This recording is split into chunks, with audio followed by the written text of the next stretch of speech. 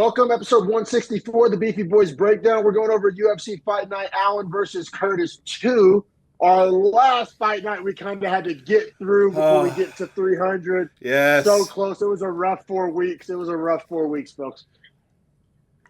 But we made it to UFC 300 fight week, which is like, I've been thinking about it for, 3 months now, right? Like since they pretty much, like, we all know, obviously we can all count, right? We know it's coming, but 3 months ago was those first few fight announcements, first few fight bookings. And honestly, the main event, which we will talk about in our betting show, a lot of money's coming in on only one side, which makes me nervous because I'm on that side. Yeah, what I've been seeing a bunch of like fighters and podcasters and YouTubers all pretty much like make videos saying like, "Oh, y'all are sleeping on Jamal Hill," and it's like, I think you're sleeping on Achilles tears. Like, yeah, and recovery time. Like, Fully agree. Bro, fully agree. But we'll like get you to said, that, though, but yeah, like you said before that, we do have this last fight night. Now, I will say this: I thought in my head, anyone that's fighting the week before UFC 300 is essentially someone that they're like, we can do 300 without them every day of the week. They can't matter enough to be like even a replacement fighter. Does that make sense? Because like, 2 weeks even, you could have said that last week, which I think is still applies, still true. But it's almost for me like they're going to give us the best show they can without it being anyone that super matters, at least in their eyes. Yeah, I mean, there was a bunch of debutantes on there. I mean, hell, unranked co-main featherweight fight. I will say though, this main event was like pretty important to like the middleweight division. Like, Brendan Allen like has been the dark horse for like a minute now. Like, I mean, you got to think like before Hamzat came to the division, like Brendan Allen was kind of like the guy lurking in the weeds, and now Hamzat kind of, in my opinion, jumped him and kind of made him matter less. But like Brendan Allen, man, he's an injury away, something weird away. I would say, and Bo Nickel is like chomping at Brendan Allen's heels for like guy that's going to get a shot before him, which is going to be honestly wrong, but I could easily see that how that's going to work, and the way that Bo Nickel is so damn good that he is going to dominate a lot of these guys. All that being said, I mean, you are right. For Allen, he was supposed to be fighting, who was it originally? It was Hermanson? Was it Vettori? I thought it might have been Vettori. Yeah, Vettori, which would have been a way more impactful fight for him, in my opinion. Now, avenging the Curtis loss is nice, but it's also one of those things where in my power rankings and the UFC's rankings, and I think a lot of people's eyes and mine, like, kind of out on Chris Curtis and kind of in on Brandon all-in Allen. So it's like, kind of trains going two different ways, a dangerous fight for him to take. Yeah, I agree, man.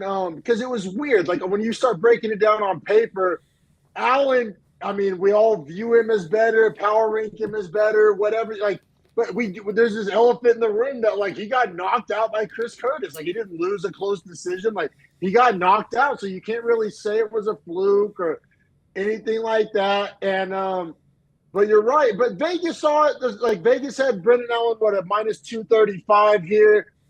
Chris Curtis is aging. Allen is much younger. Allen's gotten a lot better. I think most people thought since their first fight. And I think it's just kind of objectively true. He's made a lot of strides. He's gone on like a big win streak since then.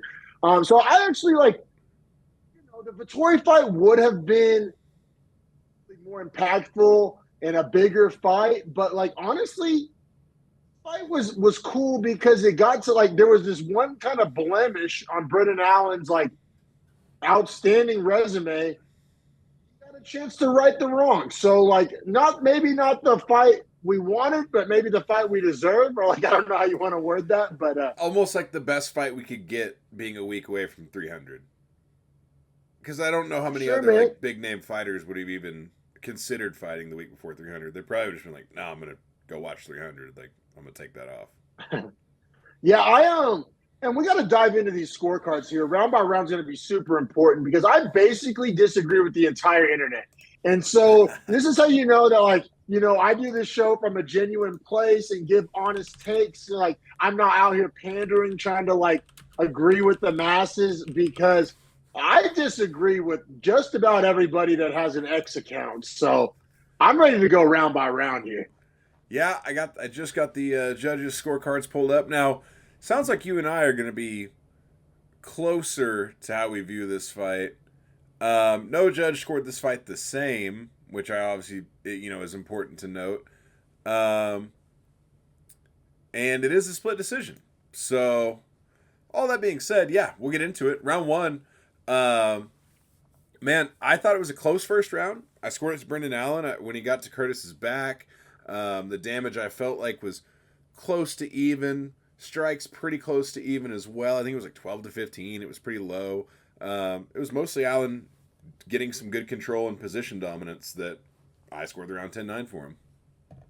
Yeah, so like Brendan Allen got a takedown, but then he took the back. Like to me, that's more than just like a nothing burger takedown. Like if you get a takedown and either take the back or advance to mount, like I'm going to factor that in my scoring for sure. That's more than just a positional change.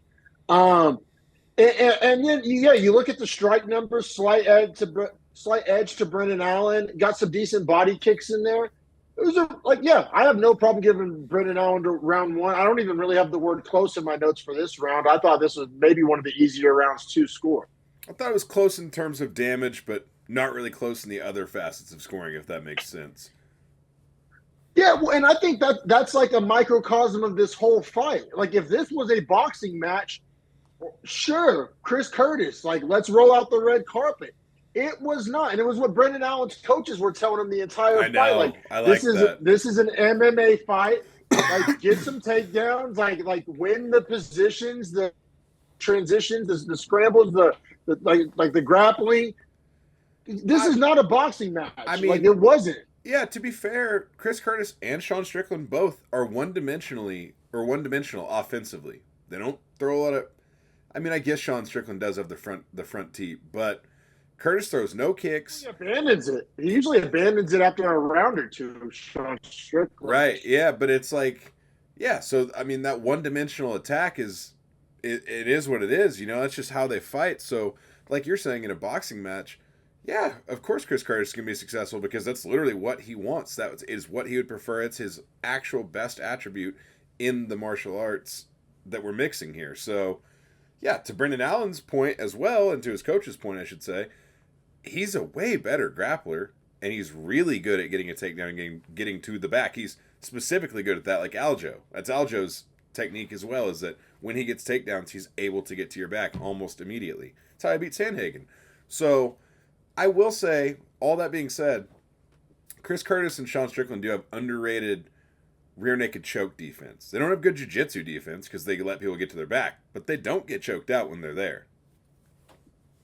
Yeah, great point. Because Brendan Allen's like a rear naked choke specialist, has a million of them, and he could not. I mean, he took Chris Curtis's back probably what six, Six, seven seven times over the course times, of his. and Chris Curtis escaped the same way every time and reversed the position. Probably, there's one time he didn't escape when he got mounted, but he reversed probably 4 times.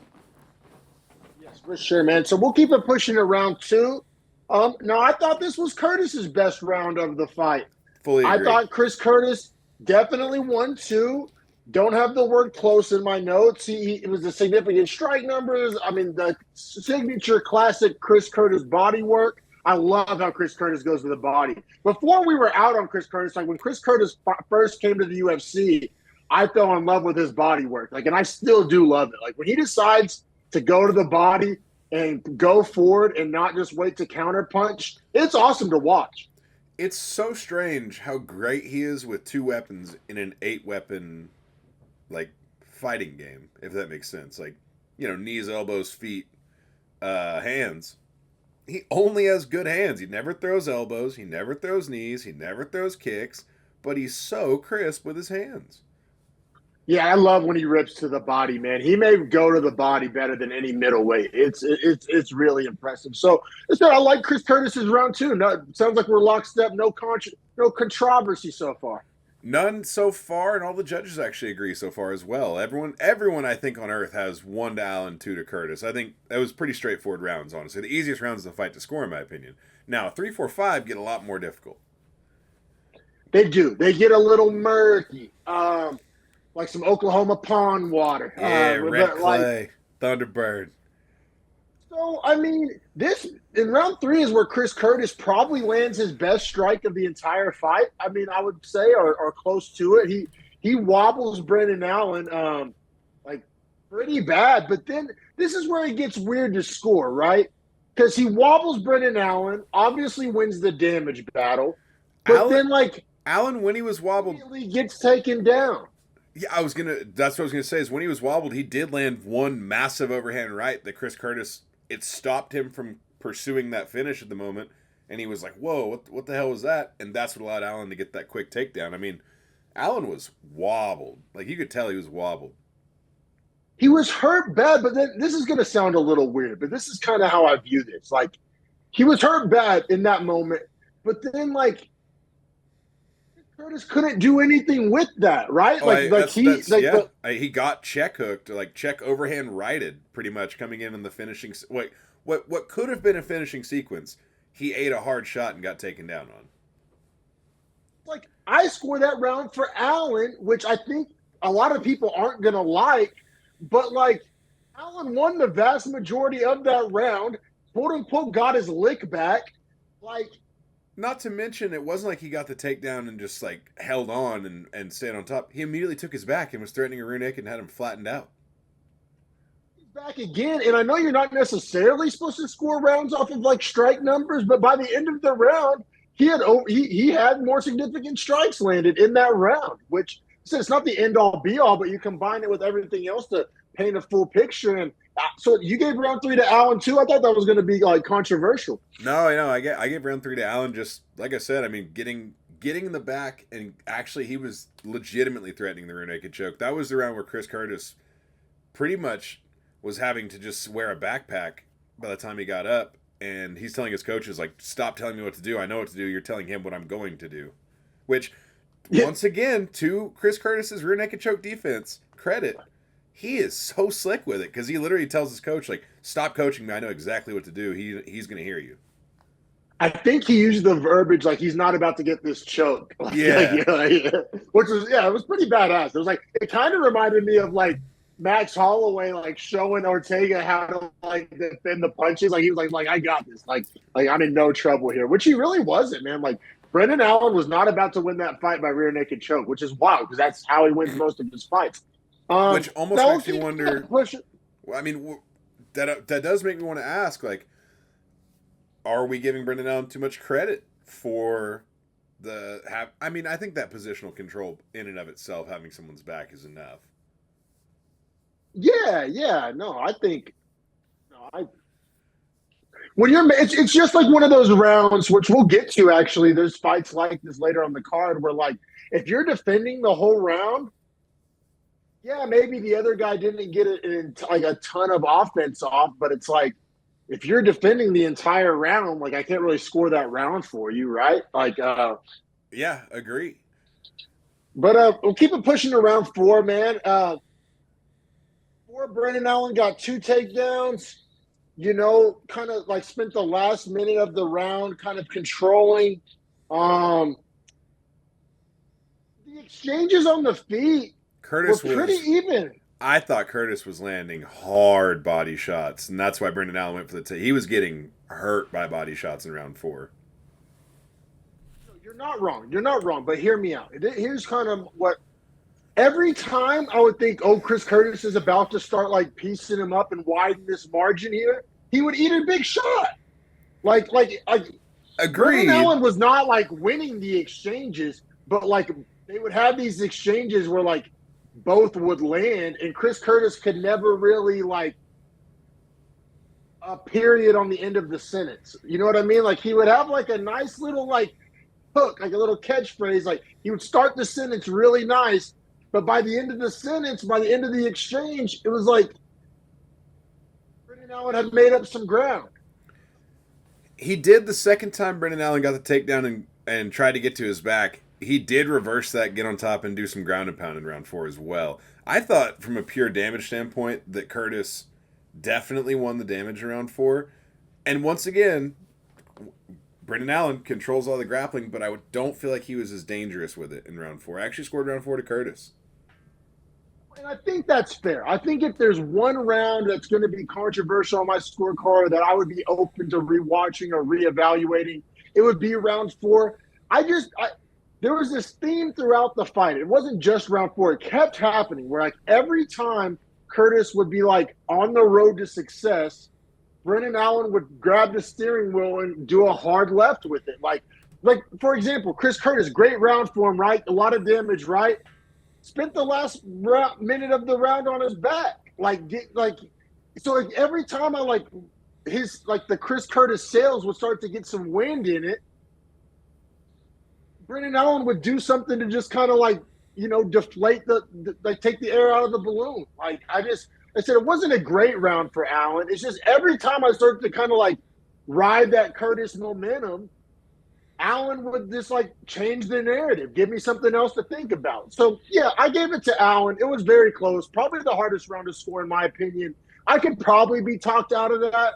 Not necessarily trying to die on that hill, but just my overarching point is every time Curtis would start to have success, Allen would fucking, take it a hard left. Yeah, round four is the only round in my notes where I have pure coin flip. That's the only round where I thought really either guy, I'm not mad how you scored this round. So for me, in mine, I had it 2-2. I assumed some people would have 3-1. At this point, one judge has it 3-1 for Allen. One judge has it 2-2, but he has 3 to Curtis and 4 to Allen, which I guess I guess don't love that. I don't. Yeah, don't love it. I actually like the guy that has 1, 3, and 4 for Allen more than the other guys, just because I'm closer to that. But then Yes. Mike Bell has it 3-1 Curtis going into round 5. That's kind of wild. He has That Curtis is winning kind 2, of 3, 4. wild. But I will say it's consistent because it shows that he's essentially saying I don't really care about the grappling control, which I don't know if I agree, but at least it's consistent.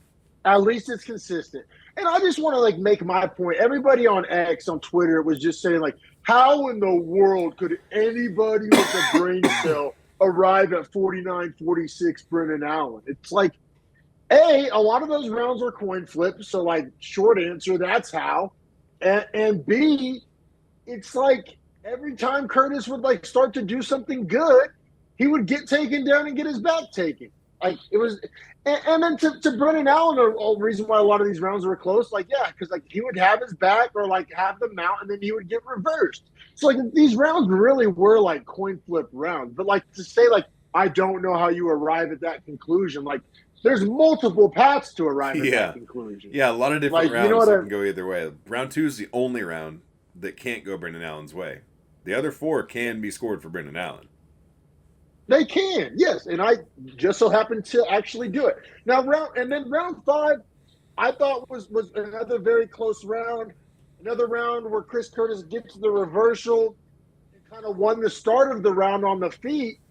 But it's I've said this before, the ends of rounds are kind of maybe I shouldn't view it this way, but it's kind of like a weighted grade. I think the end of the round is worth more than the start of the round. And maybe that's some one championship-esque thinking, but it kind of makes sense to me if you're scoring a fight. It doesn't matter if I deck a guy if it's a street fight and I get a good shot off and I deck a guy in the nose real good, get a lot of damage off, but then he proceeds to whoop my ass. I can't go back to the bar afterwards with a steak on my eye and be like, oh, you saw that first punch though. Dude, you lost the fight. I almost feel in the 5th round in this case or 3rd round in other fights, if winning the second half of the round is way more impactful in my book. Not so much around 1 and 2, but in 3 or 5 because that's the end of the fight. So it's effectively well, if this went 30 more seconds, could that guy even keep fighting? In this case, Chris Curtis, if this fight did have to go 30 more seconds or to a final, another round, he couldn't have fought. Yeah, or a doctor would have TKO'd him for his hamstring being torn. Another really good point. That's another really good point. So I end up giving the only round I end up giving to Curtis is round 2. Like I said, people aren't gonna love that, but there's a path to that. Like I said, my problem is not with people having a different scorecard than me. Like I think there's nothing wrong with your scorecard. It's just like the take on Twitter was like, like Terrence McKinney was out there using the word robbery. Yeah, Terrence McKinney Um, was out there commenting on all Chris Curtis's posts too. I was like, all right, fanboy, get off his dick. but yeah, ball washing him a little bit, and Jesus. then and then so yeah, I said if you have a different scorecard with me than me, fine. Even the professional judges have different scorecards. Like that's not my point. My point was just like the people that are saying like you're stupid or you don't know fights or it's rigged or like it's a robbery or all this shit. Like there were some very hot takes, like very scorching hot pro Chris Curtis takes going around the internet last night. And it's like, bro, there was a lot of coin flip rounds. Got his back taken a gazillion times. Got taken down a gazillion times. There's Like it's also not a boxing match. there's also one guy that's gonna have surgery and can't walk, and one guy that seemingly is fine. And that happened in a grappling exchange that was forced by I was Allen, gonna say it right? didn't happen outside of the fight; it happened in the fight, right? So, It reminds me of Yair Ortega. Like that injury was like part of the fight. Like, or Royval Pantoja. It's like, yeah, your shoulder's out because you had your arm pinned and you tried to hit some like slick getaway, and guess what? Your shoulder didn't go with you because he's holding it. yep, man. So listen, I have 49-46, Allen. You have 48-47, Allen. The verdict scorecards were crazy on this one. I actually wrote it down. I hardly ever do this. So they had it 47.92 to Allen, 7.22 Chris Curtis. So Jesus. so I mean that's why the internet's not agreeing. I mean it was really, like Close beauty's in the fight. eye of the beholder. Yeah, very close fight. Chris Curtis, like you said, had his hamstring torn. Gonna probably need surgery. Gonna be out quite some time. But also, like, bro, when you tear a hamstring at 36, Yeah, that's a no bad one's no sign, one's talking about this. Like that's a soft tissue injury at 36. That does not get easier. bro. Like, That's and that's bad, not like bad, bad. they can't give you like a cadaver hamstring or something. You know what I mean? Or like that just kind of got to heal. Yeah, I mean, And like, ask Pac-Man Jones whenever he ran his 40 on McAfee's show, he blew out both of them. yeah, bro. And like, I mean, that's like I said. I mean, if it was any other sport, like if this was football, basketball, a 36-year-old guy blows out his hamstring, you're like, take that horse to the woodshed. You know what I mean? Like, that's a wrap. I'm surprised But people, like you said earlier, aren't more down on Jamal Hill being so quick back from an Achilles. I don't think people in the MMA world understand these injuries like people in the football world do because we see them so much more. in football world, there's like a more like regimented, like we know, like this is going to be 3 to 4 weeks, and MCL is going to be 6 to 7 weeks, and ACL is going to be 6 to 9 months. Like we're very familiar with these like timelines, and Right. I think in MMA, and it's credit because a lot of MMA fighters are so badass. Like we always talk about Josh Emmett blowing his ACL and finishing the fight and shit like that. But I do think it like warps the reality of like these injuries in a lot of minds of a lot of MMA fighters. Yeah, and you got to remember always, like, those are the exceptions, not the rules as far as humans go. You know what I mean? For sure, man. So I mean, we'll keep. I know we spent a lot of time on that fight. I just want to talk real quick about like how you view Brendan Allen moving forward because I honestly kind of struggled with it. Like I had Brendan Allen power ranked 6. I have him behind Hamzat, behind Robert Whitaker, but I do have him ahead of Cannonier and Vittori. Um, Vittori, you could argue, has like a better like win, like the Paulo Costa win. You could argue that Brendan Allen's never beat a guy of that caliber. I just like I hate Vittori's boring style. I think Brendan Allen is a more dangerous fighter, a more athletic fighter than Vittori. Vittori has an iron chin, but guess what? Brendan Allen's not really trying to knock you out. Like I I think if those two fought, like sometimes in my power rankings, I have my methods and all that, but sometimes I just caveman math like who wins if these guys fought. I think I like Allen if he fought Vittori. Like I really do. A little younger, I believe, a little less miles on, a little less more tread on the tires. Like I said, more dangerous, more finishes. You know, it's weird because, like, against Vittori, Cannonier, and Adesanya, even, I like Brendan Allen. But then again, against, like, a Hamzat or a Whitaker or even a Drickus, because Drickus is just so fucking big, and the way he fights is Yeah, it's not going to be good for Brendan Allen, in my opinion, just fight styles. But it's like Brendan Allen matches up really good with some of those guys and really bad with some of those guys because he's such a weird matchup in and of himself. Yeah, Cannonier, it really came down to age for me, to be honest, I which is agree. maybe not fair. But Cannonier's 39. He's not been super active. It sucks, man. I think Cannonier's getting the short end of the stick here, but I just think how it's going to play out. He's had his chances. You're right. He has had a title shot, and it was I watched it with one-sided. you. It was Yeah, garbage. it was garbage. Yeah, yeah. And his fight with Strickland was kind of garbage, too. So it's like, The even only though he won it, his fight against Vittori was gas, and that's the last time we saw him. So like we're remembering him positively, but yeah, the age. Jared Cannonier is a very limited commodity. and I always forget that Cannonier's only 5'11". Like, Right. well, Not yeah, the best so grappler. I'm glad. So I'm not crazy for like jumping Vittori and Cannonier. I think Brendan Allen deserves to be over those guys. But you're right. Like I think Hamzat would be a nightmare matchup for him. I even think like Anthony Hernandez is a tough matchup for Brendan Allen, and they may have fought, but I just think as it continues to go, Hernandez has grown so much in the last 2 or 3 years. Totally, totally, totally. And then I mean, there's the argument that like I mean, Allen is there to be hit. Like, can he take a shot from Paulo Costa? I think I he. don't know. Yeah, I don't know about I don't that. know. Like, yeah. So I mean, I love middleweight. I think that just goes to show how fucking awesome middleweight is right now. But I mean, and then Chris Curtis is going to be out for a while. I mean, Honestly, they he'll should go ahead figure and it drop out. him out of the rankings because he will be out for a while, and like I'm over him. There's I'm so out. many I'm young out. killers. There's so many young killers they could rank instead. The Baralios of the world, the Pereiras of the world. Hell, give Usman a middleweight ranking if you want to. I'm cool with that. Um, yeah, but let's keep it pushing to this co-main event where the only ticket of the night that I fucking cashed, which I had a bad night at the books, folks. But it was like a bad decision away from having a decent night at the books. I'm not going to be Yeah, too hard on myself. We gave out a lot of winning picks, including props.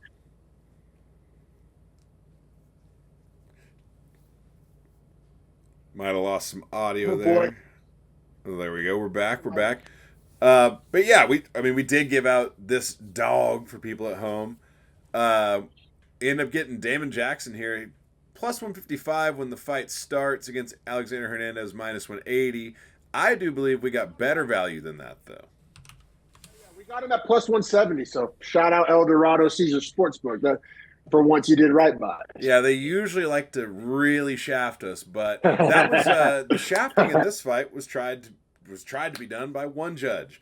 So as we get into it, man, I honestly thought the rounds were very straightforward and easy to score. Like I didn't have like toss ups in my notes. Granted, I thought fun fight, good fight, interactive, like competitive fight, but I really thought I knew who won each round. I'll say I thought round three was like maybe up for debate, a little murky, but I thought 1 and 2 had a clear winner. That was Jackson.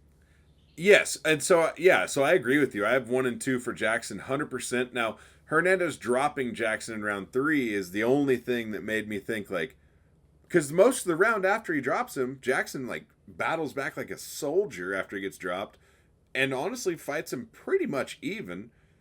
So maybe even slightly edges him out. But I also thought, well, Hernandez got a knockdown start of the round, so that's the only reason I had to give Hernandez round three. As far as 1 and 2, he didn't have that knockdown, and he honestly lost the damage battle more so anyway. So, What? Yeah, he lost the striking, he lost the grappling, he lost the clinch. Like I don't know how you're giving Hernandez 1 and 2, man. I really don't. I really don't get it. yeah, I mean, Like I'll say, especially round one for Damon Jackson was like a little bit snoozy, but it wasn't like he lost the round. Like it was a little boring. so But that's what I was going to say is one is not high in damage for either guy though, and it is high in control for Jackson. So it's like, all right, well that's a Jackson round, and then the second round is super competitive for the first 3 minutes, and then Jackson wins the last two outright, and it's like, all right, well, Damon Jackson both these rounds. Like I don't think it's even that hard. well, I mean, and then rounds 1 and 2, Jackson's calf kicks were like super impactful. Like it was bothering Hernandez. They weren't nothing burger calf kicks. And in round 2, he busted Hernandez's nose like pretty gnarly. So it's like you want to talk about damage, plus you factor in the control time as well. Yeah, man. I thought this round was pretty, or this fight was pretty easy to score, which felt good as a Jackson better, because like I said I needed that ticket to cash very badly, and yeah, I mean Jackson. And the crazy thing is, like because some after these fights, I go and I reevaluate my rankings. I had this one pegged perfectly, bro. I didn't move either guy after this fight. I didn't move Hernandez down for losing, and I didn't move Jackson up for winning. Well, they were right where they needed to be in my rankings. Well, and we'd already talked about it, that we thought Damon Jackson was probably I think it was 8 or 9 spots ahead, and that he probably could win 2 out of 3 rounds or 3 out of 3 rounds. And that's exactly how this fight played out. I mean, it was like our rankings were spot on for this fight. Yeah, I agree. Like I said, I actually, it feels really good. Like when a fight's over and I go to adjust my rankings and I'm like, nope, that's right where they need to be. Like that feels really good. I love that feeling.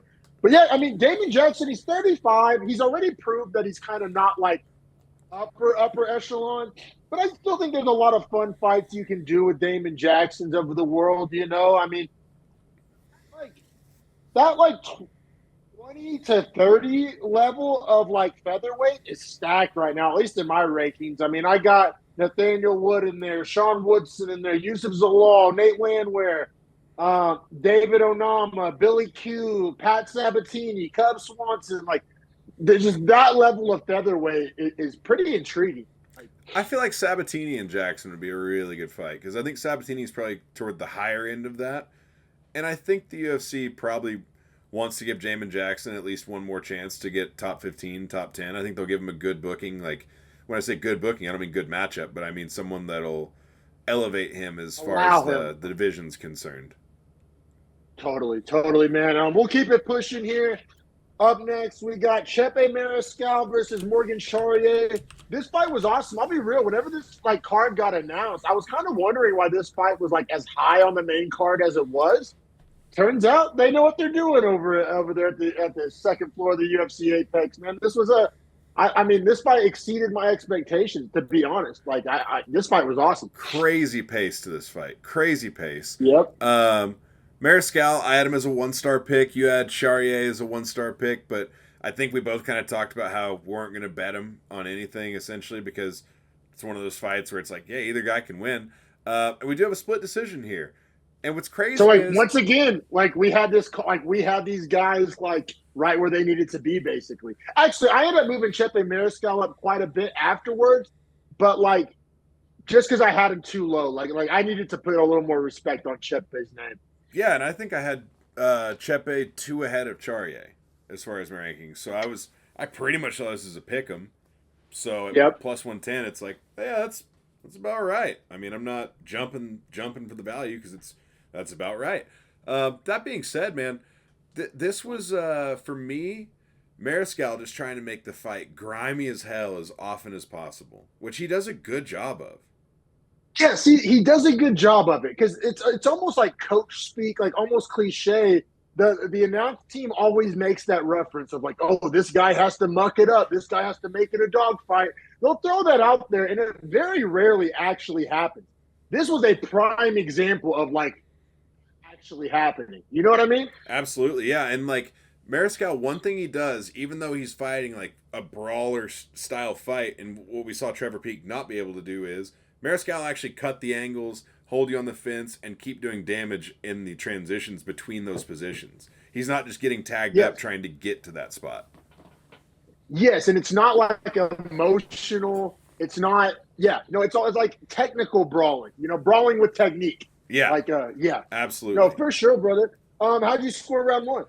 Man, so round one, both guys find success. Mariscal survives that early submission attempt. Does make the fight really dirty, but I thought Charrier did do more damage. I scored round one to Charrier. How'd you see it? Very close round. Definitely could have gone either way. I leaned to Mariscal. He got the takedown, the clinch control. He ended up winning. Like at the end of the round, he had more significant strike numbers. But Charrier, I did thought like landed the cleaner strikes. Like I thought, like maybe you could even give him the damage battle. And like, well, he did get taken down once. There was many takedowns that he defended very well. 100% agree. Glass half full, glass half empty kind of round. Like how do you want to view it? I thought Mariscal was kind of like bringing the fight. Like I said, him even attempting all those takedowns made Charrier defend. Um, like I said, ended up getting more significant strikes off, but I thought maybe uh, he had the quantity. I thought Charrier probably had the quality, So subjective round, I led Mariscal. I think we show both sides of that. Yeah, 100%, which is funny to say too because, like I said, our picks, we scored it opposite of who we would have even picked. So that's funny to even think about. But round two, I thought clearest round of the fight, for me at least. I thought it was Charrier's best round. I scored it for him 10-9. Yep. I thought he definitely won the damage battle in that round as well. It almost Banger of a round though. Yeah, This yeah. round got them both 50K. This does end up being fight of the night, and it's largely because of this awesome round too. It was a banger. Yeah, which is crazy because you'd think the main event had 5 rounds that were great, but this fight was awesome. I mean, round 2 was almost entirely a kickboxing range, and then Charrier was the one that ended up getting the takedown in the round. Yeah, I thought it was a Charrier round, but so I do have in my notes, could see it 19-19. I have it 20-18. And then I have crazy pace so far. And that was 10 minutes in. I thought they might slow down in round 3. They really did not. No, this fight was awesome. And round 3 was awesome too, because we essentially get a comeback here from Mariscal. Charrier was he got the takedown. I think he got like 2.5 minutes of control time, but didn't get a lot of damage off. Mariscal was able to reverse the position after being on his back for like 2.5 minutes, which usually the reversal usually comes pretty quick. It's kind of rare you see a guy be controlled for 2.5 minutes, then get the reversal or the sweep or whatever. So that was pretty interesting. And then once he gets the reversal, he gets got on top of the off. Heavy. Yes, he got such damage off. Totally, yeah. So we have almost like a Nate Landwehr kind of comeback round for Mariscal. And so I end up with 29-28 Mariscal. It sounds like you ended up with 29-28 Charrier. Yes, yeah, and your scorecard reflects the 2 judges that score it 29-28 for Mariscal. I have no problem with that scorecard, right? Because the only round that I'm even in debate about is round 1. I have 2 to Charrier and 3 to Mariscal. I thought 1 was close. It could go either way, and that is a round that the judges split. My problem is, who's scoring round 3 for Morgan Charrier? Yeah, that's lame. That's lame. And I'm a guy who scores grappling. Like, I'm a guy, like, I gave the fight to Brendan Allen because of the grappling. Like, I like grappling. I like control time. But there's no way in hell. There's no way in hell. Right. And this 30-27 comes from Adelaide Bird. No surprise there. Dude, like, you got to quit letting her ref fights or judge fights. She can't score fights. And that's coming from a guy that had the same winner as her, but absolutely disagrees with her scoring round 3 for him. Yeah, well, so Chepe moves to 3-0 in the UFC, which it hasn't been against Cans either. I think one of those wins was over Trevor Peake because of lightweight. I think this is a really quality win. Morgan Charrier is by no means a can. I don't know, bro. I'm shoveling coal. I'm kind of a believer. I moved Chepe all the way up to 28 in my power rankings, which doesn't sound high, but at featherweight, Hear me out. there's like 80 of them. Do you just do Damon Jackson and Chepe Mariscal? Because they book perfectly together and they're really close in my rankings. They're very close in my rankings as well. I have one more fight that I'd rather see because I think these guys are pretty similar. Like they're made of it. They're cut from the same jib. Is Chepe and Nate Landwehr though? Yeah. Chepe, like they both come back. They're both dogs. They're both brawlers. Like that fight. I mean, you can sign that bonus check before the fight even starts. Yeah, I agree with you. That'd be a fantastic fight. Fantastic fight. If they want to give David Onama a test with a guy that is a brawler, though, I could see them doing that here too, just because Chepe presents such a unique challenge. Yeah. And I do think Chepe maybe struggles with that higher end, like the Leron Murphys of the world. Yeah, I think he gets picked up. Yeah, like I think the super technical guys, like they're not going to allow the brawl to take place. But that mid range guy, the Jacksons, the Landwehrs, the Onamas, those are all fucking bangers. Just yeah. Okay, here's a fun one. How about Yusuf Zalal? Yeah, you can. It's crazy. We're like literally naming this like whole tier for me. Like I have all these guys like right by each other, and that's why I love featherweight Me because too. like That's I'm literally reading them out of pretty much just picking the fun matchups out of the 20 to 35 range.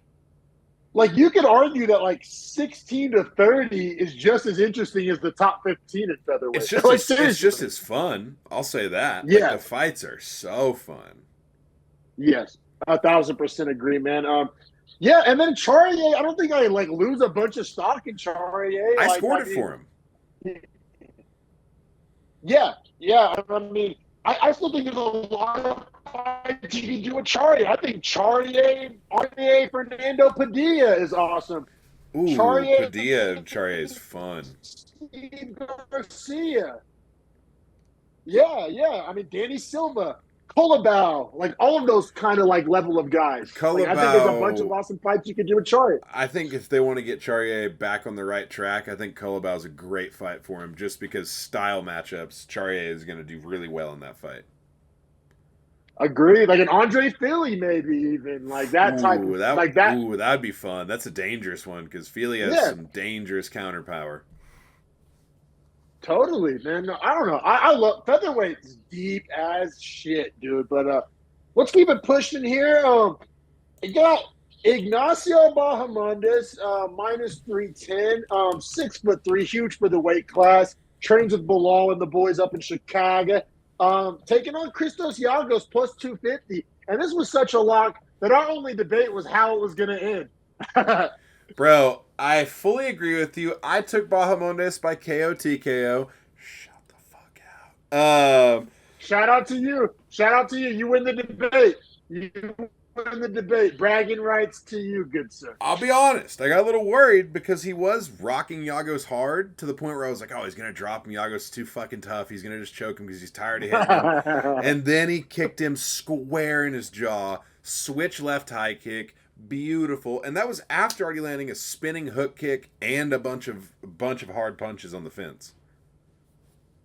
Yeah, he landed the spinning hook kick, which I mean, shout out to Yagos for surviving that one, and then to get kicked in the head again, like 90 seconds later. Like Jesus Christ. Yeah, I honestly think that's why Tognoni ran in. Like, bro, you've eaten 2 head kicks in 90 seconds. Like, I'm gonna stop this before you have to take any more shots. And I think the Felder was saying like, people might say it's an early stoppage, but look at how he's looking at the fence. Look at how his head rocks off the cage. Like, that's a good stoppage, and I fully agree. Good stoppage, especially as a guy that bet on Bahamondes by KO TKO. Yeah, and exactly. So he gets the first round finish, performance of the night. I mean, that was a lock, right? I mean, that head kick, like we may have seen like gnarlier ones, but that thing was like actually beautiful. Like, you watch it in slow mo, right over the hand. It looks like something from like a karate movie or something. Like it was just like too perfect. It was nice because he was left foot forward, immediately just 180s his hips, goes left foot back and pops it. As soon as his left foot like touches the canvas, he's throwing that kick from the back leg and disguised it beautifully with the switch like that. And then, bro, like Yagos had his hand up, but literally the heel like grazed the knuckles as it was landing on his face. I was like, oh. Well, like Bahamondes can throw those kicks so quick, almost like you see female fighters. Like the hip flexibility, like you see female fighters can just kind of slap them up there real quick. Usually a male fighter has to do like a little bit more of a load up, but like he just flings that hip up there. I think like a jab. It has to be his length combined with his leg length as well, because like his hips are already so high that when he's throwing a high kick, if you're 6 foot, that's like him throwing at his chest. It's not a hard place for him to get his leg to. No, totally, bro. And it's like, so like what to do with Bahamondes moving forward? It's kind of hard because it's like he has good, like when he wins, he looks like a world beater. But he also has these puzzling losses. Yeah, which I like Klein. But the fact that Klein's 5'7" and not a top guy, and Klein is like beat him up, beat him up. No, it's tough to like power rank Bahamondes. Like right now, I got him at 31, which at lightweight, it's a deep division. Like that's not a slight, but like it's hard for me to go too much higher than that because, for example, I got Klein at 26, and Yeah, he beat the shit out of him. yeah. So it's like I know that's MMA math, but it's like, what do I do with that? Like, what do I do with that? I agree with you though. Like I think it's so weird because I was so high on Bahamondes when he was young for that simple fact. Like, oh, he's young, he's going to keep getting better. 55 might be too much of a cut for him, which kind of negates his height advantage. But at the same time, like it seems like when guys just make it like mean and just brawl with him, they do damage to him. And Yagos is that guy, but he just does not have like this like the floor to be able to even fight with Bahamondes. Well, and even like to your point, at the very start of that round, Yagos was tagging him in the nose, and kind of you could tell Bob Martis did not like it at all, which no one does, but you know what I'm saying. It was very obvious. It's crazy to have that much reach advantage and still be able to get caught in the face. Well, you know what it is. I don't think Bahamundis head movement or good hand speed.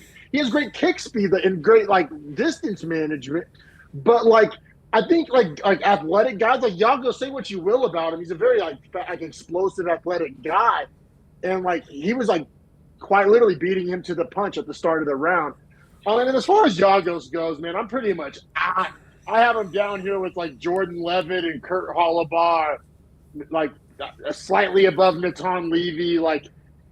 Bro, I don't know how Yago's still in the UFC, if I'm being honest. He's 2-9 as a dog in his UFC career. 2-9?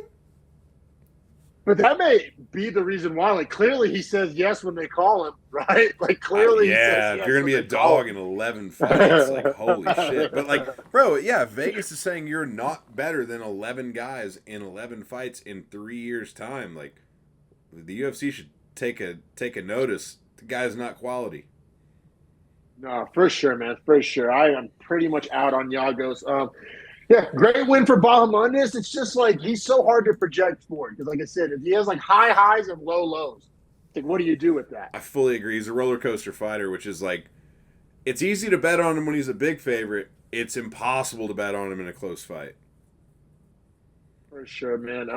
And then up next, man, we got more lightweights coming at you. Trevor Peak, plus 140. Let's see, what did we get him at? We got him at plus 150. So, yeah, Caesars was Ah, doing right by us. it hurts Uh, worse. it does. It does. This is another one of our dogs on the weekend. Harrison, be right back. Gonna go grab my shovel real quick. We got some shit to eat on this one. Bro, not to mention, like, I got to eat even more shit because I ran the dogs as a parlay. I ran Jackson with Peak, and Jackson won. So I'm sitting here looking at Yeah, plus 615 odds, or plus 600, whatever it ended up being, and all I need is it Trevor was Peak to fight a little smarter. plus 575 for a two-legger. Gotta love that though. And then I actually went full greed monster, and I ended up throwing him on a four-legger. It was Allen, Bahamundes, Jackson, and Peak at plus 1075. Oh my god, you could have got almost plus 1100 if you just had Peak come through. So close. So that's why, like, I ain't shit at the books this weekend, but I had two parlays that were one away, and one of those was a dog shit split decision. The Peak loss, I'll eat. I'll eat that. I'll wear Yeah, that. you know what? It shows both my parlays. Granted, one's a two-legger, so being one away is not. It's as far as you are close. Um, but yeah, I mean, I lose the four-legger on a bullshit decision, and then Trevor Peak, I gotta eat this one. This was Charlie Campbell just being better. I mean, I was technically, about to say, just fighting smarter, fighting. Bro, I mean, smart is the key word here. Trevor Peak fought zero fight IQ, zero intelligence, all brawler, all brute, all tank, and all he did was take damage and not win positions. one like Charlie, I gotta also admit it too. Like I gotta give credit where credit's due. Like Charlie Campbell is way better than I thought he was. He's a big guy. He has pretty technical striking, and he has really technical grappling. Like it was funny. Like I didn't realize that he was a Cerro Longo guy, and then like the broadcast mentioned it like right as he was taking Trevor Peak's back, and he literally looked like Aljamain Sterling, like the body posture. Like I was like, oh, of course he's a Cerro Longo guy. It makes all the sense in the world now. Um, yeah, I mean, like I said, I don't think I oversold Trevor Peak. I think I undersold Charlie Campbell. Like I gotta shout out Birdman. I gotta put some respect on his name. Yeah, fully agree. And they referenced his Chris Duncan loss. in the Contender Series, and they talked about how he was kind of tuning Chris Duncan up until he He got was. He rocked was. with an uppercut that just ended his night. Now, that all being considered, that's the reason I bet on Trevor Peek. I thought he'd lose every round, but that he wouldn't get to the third, or if he did, it would be early in the third, and he was going to land some vicious 10-punch combo where he had him pressed on the fence. Which, I will say, Trevor Peek did find moments of success blitzing, and he did hurt Charlie Campbell in the second and third, but both times he was not smart enough to take a step back and keep striking at range. He just would give Charlie Campbell a takedown. Yeah, I thought round one was pretty close. I gave it to Campbell. I think Campbell's the right, the leg kicks, the distance strikes, got the takedown late, but Peek got the slam takedown. Obviously, was landing harder because it's Trevor Peek. He had that big knee to the body. But yeah, overall, gave round one to Campbell, but round one was pretty close, I thought, pretty competitive. Now, round two was an absolute war. Gave it to Peek. I thought Peek got the damage battle. Funny, I did as well. Yeah, I think it's nothing wrong with giving Peak round two, but then round three was really the only round that wasn't competitive. Like Charlie Campbell showed the kind of talent gap, the technique gap, kind of widened the margin in round three. Just he was the better fighter. So like as much as it sucked to lose those parlays, like it wasn't no fluky bullshit. Like Campbell was the better man. Like Campbell was the better fighter for sure. That's what like sucked for me as I watched it was I just saw like, oh, Charlie Campbell is just the better fighter right now. Yeah, for sure. For sure he was. But yeah, it sounds like we both had the same scorecard, 1-3 for Campbell. Yeah, I'm glad that you have two for Peak because no judge did, and I thought maybe I was crazy. But he landed a nice flurry and hurt Campbell. Well, he hurt Campbell. He got a takedown at the very end of the round to kind of put a stamp on it, I thought. I mean, Campbell got the takedown at the start of the round, landed some good knees to the body. But like also like I have the word like bad optics in my notes. His body language and like he was not reacting well to like the Peak strikes. He looked like he was getting kind of tuned up, getting kind of like didn't look like he was super thrilled. Like I think honestly, Charlie Campbell would probably score round two for Peak. Honestly, I fully agree with you. And well, the one thing, man, this is what I'm saying with fight IQ is that if Trevor Peak just holds on for the last 60 seconds and just keeps it on the fence and keeps it snoozy, he easily wins round two on everyone's card. It's just that he let Campbell piece him up for the last 30 seconds. Yep. 1,000% agree, man. So yeah, that one stung. Sorry to anybody that watched the show and bet that and took the L. I totally underestimated Charlie Campbell. I definitely had to get Charlie Campbell up out of my can tier for sure. Me too. I didn't move him up too far. However, absolutely out of the can tier. Absolutely has good technical striking and knows what he's doing grappling. Can be a mid-level fighter for sure. Yeah, like I moved him up, to like 57. I have him above Michael Johnson and Lando Venata. I have him behind like Joaquim Silva and like Mahashate. Like he could beat those guys, but I can also see those guys beating him. You know what I'm saying? It's not like definitive. Like that level of fighter, I think, because both of those guys are more technical and have better fight IQs than Trevor Peak, right? Yeah, so, it's weird because like now we're at the point where Charlie Campbell's in my unbettable tier because like I don't know that he's better than the guys below him by such a crazy margin that it's like I gotta lock him in. But I also don't think he's beating the guys that are 35 or 40 and up. So it's like for me he's just kind of in a perpetual no bet situation at the moment. And he is kind of like a jack of all trades, master of none, right? Like exactly. He's very good, he's very well rounded, but it's like, what does Charlie Campbell like do well? Like what does he hang his hat on? Like hard to say, at least as of now. Maybe that'll show itself as his career progresses. But yeah, that wraps up the main card. Not a bad main card. I think this was a card that like name value, like anticipation for it, not that great, but as far as like what took place in between the whistles, in between the bells, like good action, good entertaining fights. I actually thoroughly loved the main card and prelims on this card, especially whenever you weight name value versus performance. Yeah, like we got good performance, good action, fun fights. Yeah, for sure, man. Couldn't agree more. But yeah, couldn't agree more. Well, like and subscribe. Check out our betting videos every week. Thanks for y'all supporting our YouTube shorts. Those have been going crazy. Shout out to y'all. And yeah, we'll be back here in a moment to talk about the prelims. Yes, sir. Be right back.